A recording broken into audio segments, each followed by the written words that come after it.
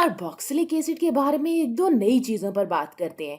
इनके पास carbonyl group आम शक्ल में मौजूद होता है, जैसा कि हमने एल्डिहाइड्स और कीटोन्स में भी देखा था। और ये लंबी या बड़ी कार्बन चेन का हिस्सा होते हैं। लेकिन इनके पास यहाँ एल्डिहाइड की तरह हाइड्रोजन होने की बजाय या कीटोन की जगह एक और दूसरी कार्बन चेन होने की बजाय इसके पास यहाँ OH ग्रुप होता है। और आप शायद सोच रहे हो कि अरे, इसे फिर एसिड क्यों कहा जाता है? इसे लाजमी तौर पर एसिड ही कहा जाना चाहिए, क्योंकि ये एक एसिड है। और इसके एसिड होने की, या यूं कह लें कि ये क्यों OH रखने वाले दूसरे मॉलिक्यूल से ज्यादा एसिडिक है, इसकी वजह ये है कि एक बार जब ये अपना हाइड्रोजन खो देता है, तो याद रहे कि ये बात इस चीज पर मुनसर करती है कि आप किस किस्म के एसिड के बारे में सोचना चाहते हैं। जैसे लुईस कॉन्सेप्ट के मुताबिक तो एसिड इलेक्ट्रॉन लेने वाला हो सकता है, और फिर ये ऑक्सीजन इस हाइड्रोजन से इसका इलेक्ट्रॉन ले सकता है। या अगर आप एसिड की तारीफ आर्हेनियस के मुताबिक सोचें, तो ये एक प्रोटॉन देने वाला या प्रोटॉन डोनर होता है, और ये OH ग्रुप एक प्रोटॉन दे सकता है। ये इस हाइड्रोजन के इलेक्ट्रॉन को ले लेता है। लेकिन इसके अल्कोहल से ज्यादा एसिडिक होने की वजह यह है कि एक बार जब ये अपना प्रोटॉन दे देता है, तो ये रेजोनेंस स्टेबलाइज हो जाता है। मैं आपको दिखाती हूँ कि इसका क्या मतलब है। इसे दिखाने के लिए मुझे आपको इस ऑक्सीजन और इस हाइड्रोजन के दरमियान ताल्लुक दिखाना होगा। ऑक्सीजन के पास ये गुलाबी इलेक्ट्रॉन है और हाइड्रोजन के पास यहाँ पर मैजेंटा इलेक्ट्रॉन है। अगर आप इसे पानी के सोल्यूशन में डालें, तो जैसे यहाँ आपके पास H2O है, तो अगर आप इसे पानी के सोल्यूशन में डालेंगे तो ये ऑक्सीजन यहाँ इस मैजेंटा इलेक्ट्रॉन को वापस लेना चाहेगा। और जब ये इस मैजेंटा इलेक्ट्रॉन को वापस ले लेगा, तो बुनियादी तौर पर हाइड्रोजन प्रोटॉन को पानी के मॉलिक्यूल को दे देगा। तो पानी का मॉलिक्यूल अपना एक इलेक्ट्रॉन हाइड्रोजन प्रोटॉन को दे देगा और फिर खुद पॉजिटिव हो जाएगा। तो एक बार जब ऐसा हो जाएगा, फिर अगला मरहला कुछ इस तरह का होगा। जो पहले हमारा कार्बोक्सिलिक एसिड था, वो अब कार्बोक्सिलेट आयन में बदल जाएगा। तो ये अब कुछ इस तरह का नजर आएगा। तो इसके पास ये हमारा कार्बोनाइल ग्रुप है। अब इस ऑक्सीजन ने एक इजाफी इलेक्ट्रॉन हासिल कर लिया है, लिहाजा अगर मैं इसे बनाना चाहूं तो ये कुछ इस तरह का दिखाई देगा। देखिए, ये ऑक्सीजन है। शुरू में ऑक्सीजन के पास 2 लोन पेयर थे, तो पहले इसके पास ये 2 लोन पेयर थे, और अब इसके पास ये गुलाबी वाला इलेक्ट्रॉन भी है, और अब इसने मैजेंटा इलेक्ट्रॉन भी हासिल कर लिया है। तो अब इसके पास एक इजाफी वैलेंस इलेक्ट्रॉन मौजूद है। हम इन्हें गिन सकते हैं। ये देखें, 1 2 3 4 5 और 6 इलेक्ट्रॉन्स वाला ऑक्सीजन एक न्यूट्रल ऑक्सीजन होता है। लेकिन अब इसने एक और इलेक्ट्रॉन हासिल कर लिया है, तो अब इसके पास 7 इलेक्ट्रॉन्स हैं। अब इसके पास नेगेटिव चार्ज है, और अब ये पानी हाइड्रोनियम आयन बन गया है। तो यहाँ आपके पास पानी मौजूद है। हमने यहाँ पानी में प्रोटॉन या हाइड्रोनियम की कंसंट्रेशन में इजाफा कर दिया है। ये पानी का मॉलिक्यूल अब हाइड्रोनियम मॉलिक्यूल है। तो ये अब इस तरह से इस हाइड्रोजन प्रोटॉन के साथ जुड़ा हुआ है।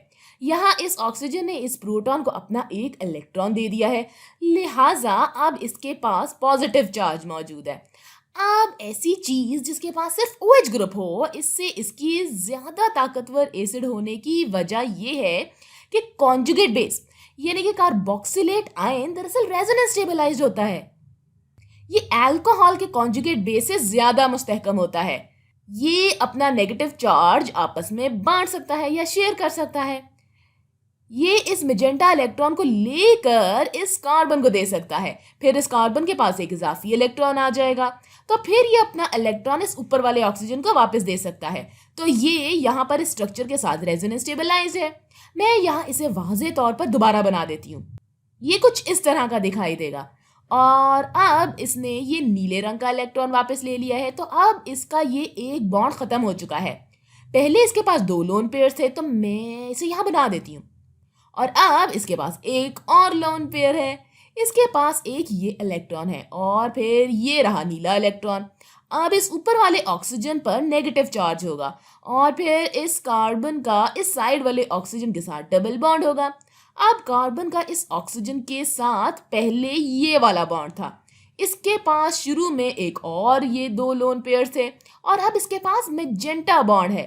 तो ये गुलाबी इलेक्ट्रॉन फिर इस सिरे पर होगा और मैजेंटा इलेक्ट्रॉन दूसरे सिरे पर होगा। तो अब इसका इस ऑक्सीजन के साथ डबल बॉन्ड होगा।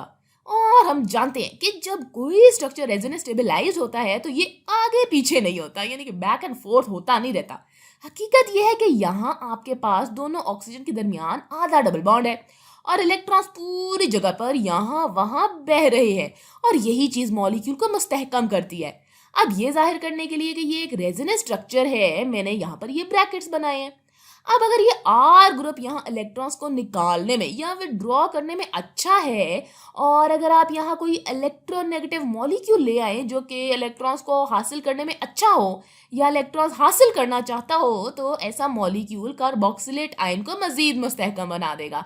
ये कार्बोक्सिलिक एसिड को और भी बेहतर एसिड बना देगा।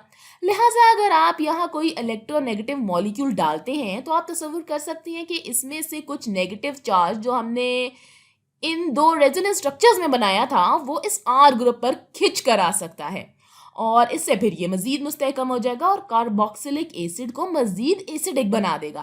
अब तमाम किस्म के मॉलिक्यूल्स की तरह कुछ आम कार्बोक्सिलिक एसिड ऐसे भी होते हैं जिनको नाम सिस्टमैटिक तरीके से नहीं दिया जाता।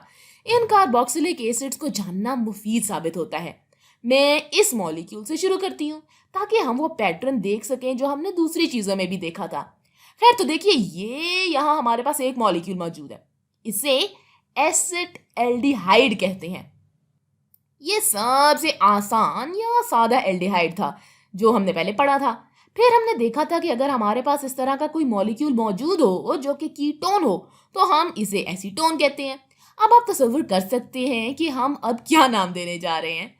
यहाँ मौजूद ये मॉलिक्यूल वाज़ेह तौर पर एक कार्बोक्सिलिक एसिड है, और इसमें एसिड एल्डिहाइड की तरह कीटोन की तरह सिर्फ एक मिथाइल ग्रुप है।